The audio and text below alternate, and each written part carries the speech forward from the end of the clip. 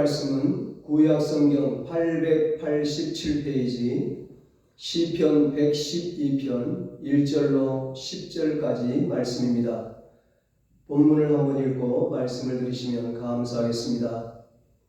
이 시간 예배드리는 여러분과 여러분 가정에 하나님께서 축복의 문을 열어주시기를 주님의 이름으로 축복합니다. 오늘은 믿음의 명문가를 이룹시다, 이런 제목으로 함께 은혜를 나누겠습니다. 이번 주는 설 명절이라 모처럼 고향을 찾고 가족을 만나게 됩니다. 설이란 말은 순수한 우리말인데요, 설다, 낯설다, 그런 설에서 유래했다고 합니다. 그러니까 낯설은 날이다, 그런 뜻이죠. 간단히 말하면 새해 첫날이란 말입니다. 그래서 다시 한번 새해를 맞이하는 마음으로, 새로운 마음으로 이 시간 하나님께 예배드리면 좋겠습니다. 설날에 고향을 찾고 가족을 만나면서 우리 마음에 드는 생각, 우리 마음에 드는 소원이 있습니다. 그것은 우리 가정과 우리 가문에 대한 소원입니다. 우리 가문이 하나님의 축복을 많이 받고 하나님의 영광을 빛내는 가문이 되면 참 좋겠다, 이런 소원입니다. 본문 시편 112편에서 그런 소원을 발견할 수 있습니다. 여기 보면 시편 기자가 의인의 축복에 대해 찬양하고 있습니다. 이것은 개인을 넘어 의인의 가문에 주시는 하나님의 축복입니다. 그렇다면 먼저 누가 의인인가를 살펴보아야 합니다.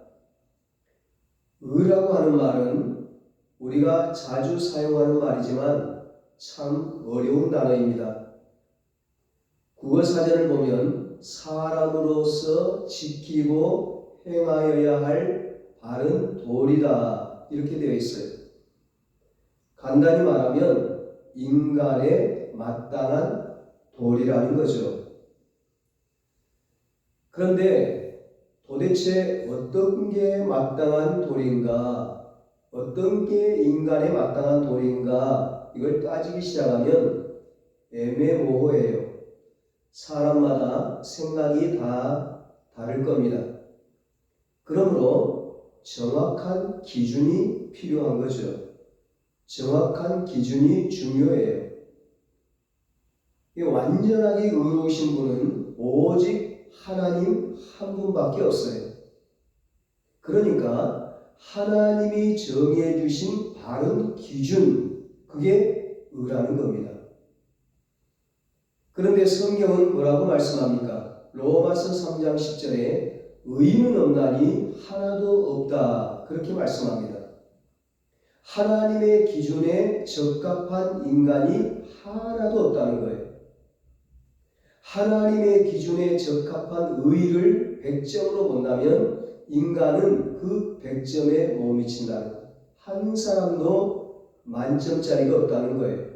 아무리 착하게 살고 도를 닦고 성인군자 같아도 다 50점, 60점, 70점 거기에 불과해요. 만점짜리가 없는 거예요. 한 사람도 정확한 의인이 없어요. 올바른 의인이 없어요. 그렇습니다. 인간은 본래 죄성을 갖고 있어서 스스로의 능력이나 노력으로는 도저히 의로워질 수 없습니다. 그래서 하나님이 의로워질 수 있는 한 방법을 제시해 주셨는데 그게 바로 믿음으로 의로워지는 것입니다. 로마서 3장 28절에 말씀합니다. 그러므로 사람이 의롭다 하심을 얻는 것은 율법의 행위에 있지 않고 믿음으로 되는 줄 우리가 인정하노라. 아멘. 여기서 믿음으로 된다는 말이 무슨 뜻입니까? 의로우신 하나님의 아들 예수 그리스도가 우리 죄를 대신 짊어지고 십자가에 피 흘려 죽으셨습니다. 우리의 죄값을 다 치러주셨다는 겁니다. 우리에게는 수만 가지 죄가 있어요. 그래서 의인이 될 수 없는 거예요. 죄인인 거죠. 그런데 예수님이 그 죄값을 다 치러주셨어요. 십자가에서. 그리고 그 사실을, 이 복음을 믿음으로 받아들이면 죄를 사하시고 의롭다고 인정해 주신다고 약속하셨습니다. 구약시대에는 오실 예수님을 예표하는 사건인 유월절 어린 양이나 짐승의 제사 등을 통해서 이런 복음을 약속해 주셨어요. 이 복음을 믿음으로 의롭다고 칭함받는다는 뜻에서 이신칭의라고 합니다. 신학적인 용어로 믿음으로 의롭다 함을 받는다는 거예요. 이것은 완전한 행위로 이루어지는 게 아니라, 인간의 완전한 행위로 이루어지는 게 아니라, 이거는 예수 그리스도를 믿는 믿음의 의라는 거예요. 실제적으로는 여전히 불의하고 죄악된 모습이 있지만 의롭다고, 의로우신 예수님을 믿음으로, 우리의 모든 죄를 다 십자가에서 감당하신 예수님을 믿음으로 하나님이 우리를 의롭다고 쳐준 거예요. 마치 이런 거예요. 어린아이가 아무리 발버둥을 쳐도 천장에 손이 닿지 않아요. 그러나 아버지가 어깨에다가 무등 태우고 그 아버지의 어깨 위에 서면 아이가 천장에 손이 닿지 않아요. 아버지 때문에 닿았지만 아이가 닿은 것으로 쳐준 겁니다. 이와 같이 우리가 부족함에도 불구하고, 우리가 죄인임에도 불구하고 우리의 죄를 대속해 주신 예수님을 믿음으로 의인이 되는 겁니다. 구약 성경을 보면 그 믿음을 경외라고 표현합니다. 구약에서는 경외, 하나님을 경외한다. 그러니까 하나님을 경외하는 자가 곧 의인이라는 겁니다. 오늘 본문 1절에도 말씀합니다. 할렐루야, 여호와를 경외하며 그의 계명을 크게 즐거워하는 자는 복이 있도다. 아멘. 그런데 믿음의 의를 얻은 사람은 더 나아가 하나님의 기준인 계명, 율법을 지키게 돼요. 하나님의 말씀대로 사는 거죠. 물론 연약한 육신을 입고 있는 동안 우리가 그 율법을, 계명을 100% 다 완벽하게 지킬 수는 없어요. 우리가 의인이 된 것은 어디까지나 예수 그리스도를 믿는 믿음의 의지, 실제적으로 우리가 행함으로 이루어진 것은 아니기 때문에, 그럼에도 불구하고 의인이 되었기에 이제 말씀대로 순종하게 된다는 겁니다. 이것을 가리켜 순종의 의 혹은 실제적인 의라고 부릅니다. 마치 이런 거예요. 자녀가 부모 말을 지겹게 안 듣다가도 철이 들면 어떻습니까? 스스로 마음속에서 우러나와 부모님 말에 순종합니다. 우리도 마찬가지입니다. 믿음으로 의인이 되지만 이제 마음속에 성령님이 오심으로, 성령님이 감동을 주심으로 하나님의 은혜를 더 깊이 깨닫게 되고 하나님을 더 사랑하게 되고, 그래서 하나님의 계명을 기쁨으로 자발적으로 지키게 되는 겁니다. 그러니까 신앙에 철이 든 거죠. 그래서 1절에 뭐라고 했습니까? 여호와를 경외하며 그의 계명을 크게 즐거워하는 자는 복이 있도다. 하나님을 믿기 전에는, 예수님을 믿기 전에는 계명에 대해 관심도 없고 지키기 힘들었지만 이제 즐거운 마음으로 지키게 된다는 겁니다. 즐거운 마음으로 예배드리고, 즐거운 마음으로 찬송하고, 즐거운 마음으로 기도하고, 즐거운 마음으로 헌신하게 된다는 거예요. 하나님이 나 같은 죄인을 구원하여 주시고 의인 삼아 주시고 정말 구원해 주신 그 은혜 때문에 그 은혜에 감사해서 이제는 하나님 앞에 그 말씀대로 살아가는 거죠. 하나님을 기쁘시게 해드리는 삶을 사는 겁니다. 요한일서 5장 3절에서도 이렇게 증거합니다. 하나님을 사랑하는 것은 이것이니 우리가 그의 계명들을 지키는 것이라. 그의 계명들은 무거운 것이 아니로되. 마음속에서 우러나와서 기쁨으로 지키니까 힘이 들지 않게 된다는 거죠. 마음에서 우러나오면 어떤 일도 공부도 효도하는 것도 힘들지 않잖아요. 특별히 로마서 8장 4절을 보면 성령의 도우심까지 있어서 말씀대로 살기가 이제는 훨씬 수월해진다는 겁니다. 로마서 8장 4절에 육신을 따르지 않고 그 영을 따라 행하는 우리에게 율법의 요구가 이루어지게 하려 하심이라 말씀합니다. 성령님이 계명을 율법을 지킬 수 있는 능력을 주심으로, 말씀대로 살아갈 수 있는 능력을 주심으로 넉넉히 지키게 된다는 거죠.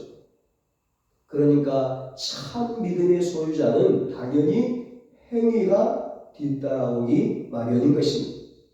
믿음과 행위가 일치하는 거예요. 야고보서 2장 14절 17절에 말씀합니다. 내 형제들아, 만일 사람이 믿음이 있노라 하고 행함이 없으면 무슨 유익이 있으리요? 그 믿음이 능히 자기를 구원하겠느냐? 이와 같이 행함이 없는 믿음은 그 자체가 죽은 것이라. 믿음으로 의인이 되고 구원받아 영생을 얻는 게 맞지만 그 믿음이 참 믿음이라면 반드시 말씀을 지키고 순종하는 행함이 따른다는 겁니다. 이런 것을 가리켜 신행일치라고 합니다. 그리고 믿음으로 의인된 성도들은 이제 행함으로 인해 실제적인 의인의 모습으로 점점 거룩하게 변화되어 가는 겁니다. 이것을 가리켜서 성화의 과정이라고 합니다. 이렇게 볼 때 누가 의인입니까? 하나님을, 그리고 예수 그리스도를 참으로 믿는 자입니다. 진실되게 믿는 자입니다. 진짜 믿는 자입니다. 그리고 더 나아가 말씀대로 살려고 애를 쓰며 변화되어 가는 사람입니다. 그래서 본문을 보면 의인의 행위가 많이 강조되어 있습니다. 4절 말씀입니다. 정직한 자들에게는 흑암 중에 빛이 일어나나니 그는 자비롭고 긍휼이 많으며 의로운 이로다. 정직한 사람, 자비와 긍휼을 실천하는 사람이 의인입니다. 5절에는 은혜를 베풀며 구워주는 자는 잘되나니 그 일을 정의로 행하리로다 말씀합니다. 은혜를 베풀고 구워주는 사람, 정의를 행하는 사람이 의인이라는 겁니다. 또 9절 상반절에 그가 재물을 흩어 빈궁한 자들에게 주었으니 말씀합니다. 가난한 사람을 구제하는 사람이 또한 의인이라는 겁니다. 그러면 의인과 그 가문에 하나님께서 부어주시는 축복은 어떤 것들이 있을까? 하나님은 약속한 대로 실행해 주십니다. 반드시 이루어 주십니다. 먼저 의인과 그 가문에 대한 약속의 말씀을 보세요. 1절 2절입니다. 할렐루야, 여호와를 경외하며 그의 계명을 크게 즐거워하는 자는 복이 있도다. 그의 후손이 땅에서 강성하며 정직한 자들의 후손에게 복이 있으리로다. 아멘. 출애굽기 20장 6절에도 가문의 축복에 대한 말씀이 있죠. 나를 사랑하고 내 계명을 지키는 자에게는 천대까지 은혜를 베푸느니라. 아멘. 본문을 보면 의인 개개인에게, 더 나아가 의인의 가문에 어떤 축복이 주어지는지 구체적으로 소개되어 있습니다. 첫째는 재물의 복입니다. 3절입니다. 부와 재물이 그의 집에 있으며 그의 공의가 영구히 서 있으리로다. 아멘. 부와 재물을 의인의 가문에 부어주신다고 했습니다. 그런데 그냥 재물이 아니라 공의가 겸비된 재물입니다. 무슨 말입니까? 세상의 재물이 무조건 축복이 아니라는 거예요. 불의한 재물은 오히려 그게 고통과 불행과 저주가 될 수가 있습니다. 불의한 재물 때문에 감옥에 있는 사람들이 지금 얼마나 많습니까? 그래서 의인의 재물은 많고 적고의 문제가 아니라 의를 겸비한 기쁨이 된다는 겁니다. 그러니까 의를 겸비함이 악인의 많은 재물보다 훨씬 나은 겁니다. 시편 37편 16절에 말씀합니다. 의인의 적은 소유가 악인의 풍부함보다 낫도다. 하나님께서는 의인 한 사람뿐만 아니라 의인의 가문을 보장해 주셔서 의인의 후손들이 대대로 재물의 복을 받게 됩니다. 시편 37편 25절로 26절에도 말씀합니다. 내가 어려서부터 늙기까지 의인이 버림을 당하거나 그의 자손이 걸시감을 보지 못하였도다. 그는 종일토록 은혜를 베풀고 꾸어주니 그의 자손이 복을 받는도다. 아멘. 여러분 모두 이런 복을 누리시기를 축복합니다. 두 번째로 의인과 악인의 가문이 받는 복은 승리의 복입니다. 이 세상 살다 보면 항상 순탄한 것만은 아닙니다. 고난과 역경도 있습니다. 그러나 그 가운데서라도 의인은 결국 승리합니다. 4절로 6절입니다. 정직한 자들에게는 흑암 중에 빛이 일어나나니 그는 자비롭고 긍휼이 많으며 의로운 이로다. 은혜를 베풀며 꾸어주는 자는 잘되나니 그 일을 정의로 행하리로다. 그는 영원히 흔들리지 아니하며 의인은 영원히 기억되리로다. 아멘. 흑암 중에 빛이 일어난다는 것은 고난 중에도 결국 승리한다는 뜻입니다. 의인은 하나님이 지켜주심으로 어떤 상황에서도 흔들리지 않고 결국 승리합니다. 시편 37편 23절로 24절에도 보면 의인은 잠시 잠깐 고난을 당하더라도 하나님께서 그 손을 붙드심으로 완전히 넘어지지 않는다고 약속합니다. 여호와께서 사람의 걸음을 정하시고 그의 길을 기뻐하시나니 그는 넘어지나 아주 엎드러지지 아니함은 여호와께서 그의 손으로 붙드심이로다. 아멘. 세 번째, 의인과 의인의 가문이 받는 복은 평안의 복입니다. 세상은 요동하지만 의인은 그 가운데서라도 평안을 누립니다. 왜냐하면 하나님이 함께 하심을 믿기 때문입니다. 그래서 의인은 담대한 것입니다. 7절 8절입니다. 그는 흉한 소문을 두려워하지 아니하며 여호와를 의뢰하고 그의 마음을 굳게 정하였도다. 그의 마음이 견고하여 두려워하지 아니할 것이라. 그의 대적들이 받는 보응을 마침내 보리로다. 아멘. 흉한 소문이 있어도 하나님을 의지함으로 마음이 흔들리지 않고 굳게 서 있습니다. 두려움 없이 평안을 누립니다. 다른 시편들에도 보면 의인의 담대함과 평안함이 곳곳에 나타나 있습니다. 다윗 같은 사람도 얼마나 위험이 많았습니까? 그래도 그 가운데 담대히 대처하고 평안을 누렸습니다.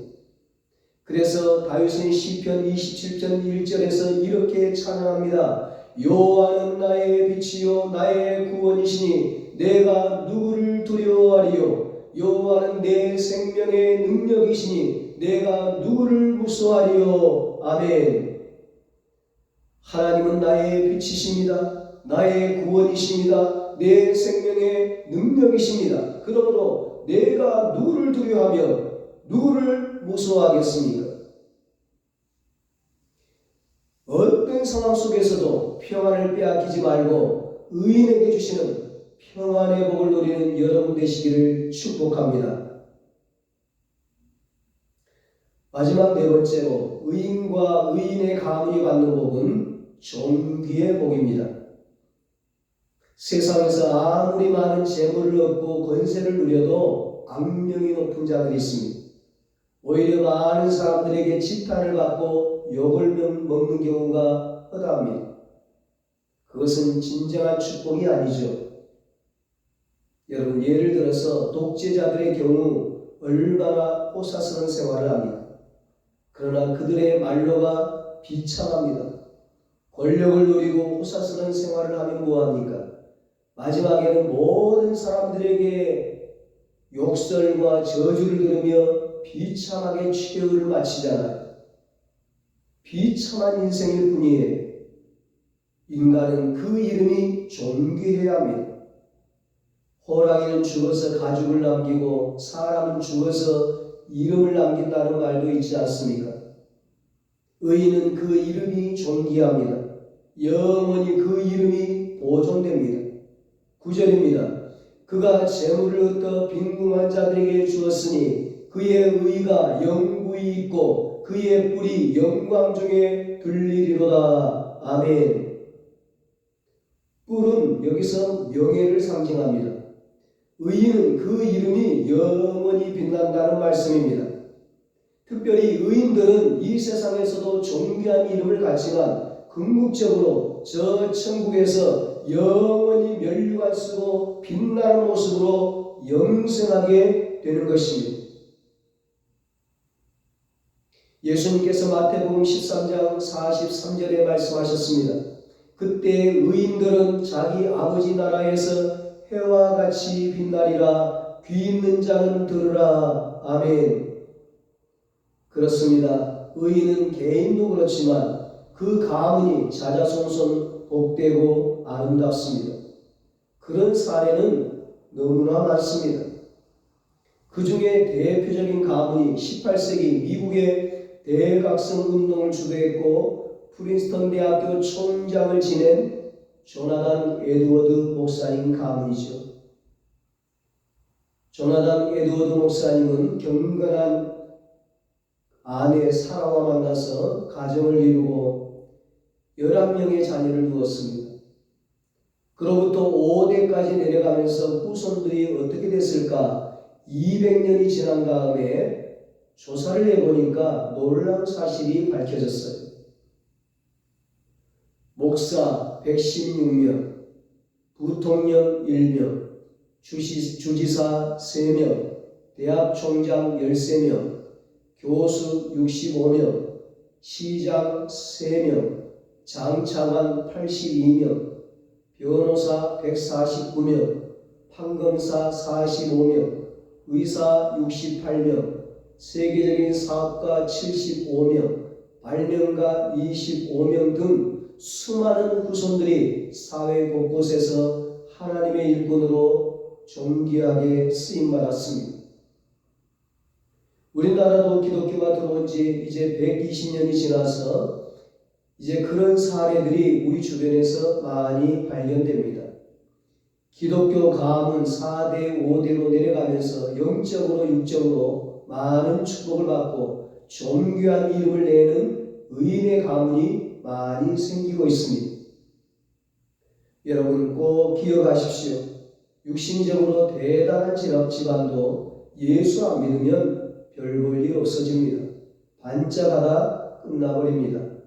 반대로 별 볼 일 없는 집안도 예수 잘 믿으면 대단해집니다. 후대로 내려가면서 좋아집니다. 신앙의 명문가가 될 수 있습니다. 여러분의 가족들이 설에 함께 모여 예배드리면서 이런 꿈을 꾸시기 바랍니다. 조상부터 내려오는 계대 신앙이라면 더욱 분발해서 잘 계승하시기 바랍니다. 혹시 당대 신앙이라면 아브라함과 같이 의인의 가문을 위한 신앙의 기초를 잘 세우시기 바랍니다.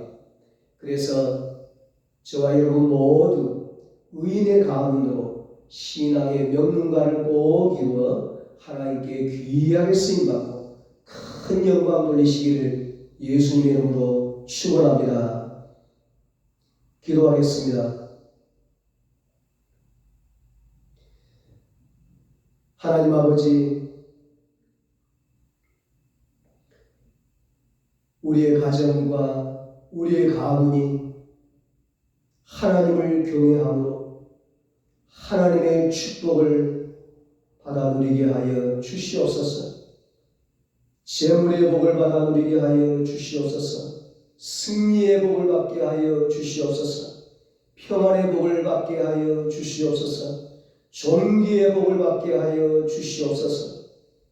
우리의 가정과 가문이 영원히 잘 되게 하시고 영원히 구원받게 하시고 영원히 잘된 것처럼 범사가 잘되고 강건한 복을 누리게 하여 주시옵소서. 우리의 자녀와 후손들이 복을 받아 믿음을 가문 축복의 가문이 되어 신앙의 명문가를 이루게 하여 주시옵소서. 그래서 하나님 앞에 큰 영광 돌리는 우리 가정과 가문이 되게 하여 주시옵소서. 이제는 우리 주 예수 그리스도의 무한하신 은혜와 하나님 아버지의 사랑하심과 성령님의 위로하시고 교통하시고 영원토록 함께 하시는 은혜가 하나님을 경외하는 의인의 가문이 되어 하나님 앞에 복을 받고 귀하게 쓰임받고 하나님께 영광 돌리기로 다짐하는 사랑하는 모든 성도들과 저들의 가정과 자녀들과 사업과 직장 위에 우리의 모든 가문 위에 이제로부터 영원토록 함께 있을지어다. 아멘.